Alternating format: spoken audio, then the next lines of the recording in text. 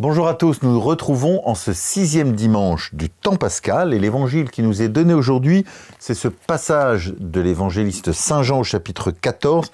Si quelqu'un m'aime, il gardera ma parole, mon Père l'aimera, nous viendrons chez lui et chez lui nous nous ferons une demeure. En fait, quand on y réfléchit, c'est très touchant ce texte.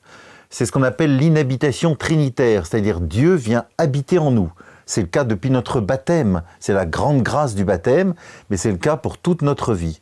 Et non seulement le Seigneur vient habiter en nous, mais nous sommes invités pleinement à la fin des temps à entrer dans le mystère de Dieu, après notre vie terrestre, à rentrer pour l'éternité dans le mystère de Dieu, et ce, pour toujours. Et donc on voit bien qu'il y a des liens extraordinaires qui ne sont pas simplement des liens extérieurs, mais qui sont bien sûr des liens d'amour donnés et reçus. C'est vrai en Dieu, c'est vrai dans la relation entre Dieu et chacun et chacune d'entre nous. Et c'est tout le mystère de notre foi, tout le mystère de notre joie d'être chrétien, de prendre conscience de cela et d'entrer toujours plus dans cette relation bouleversante, émouvante entre chacun d'entre nous et Dieu. Mais je voudrais préciser un point, peut-être qui peut nous surprendre. Si quelqu'un m'aime, il gardera ma parole, mon Père l'aimera, etc. On a l'impression que Dieu met une condition.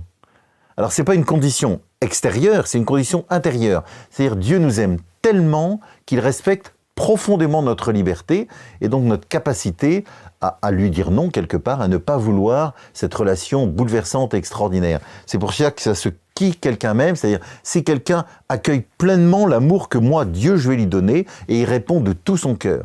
L'idée de notre relation à Dieu, c'est vraiment une amitié avec Dieu, c'est-à-dire une réciprocité dans un amour reçu et donné qui n'est pas simplement le jour de notre baptême ou à des moments importants de notre vie, c'est toute notre vie. Toute notre vie, nous avons à grandir dans cette intimité, dans cette amitié avec Dieu.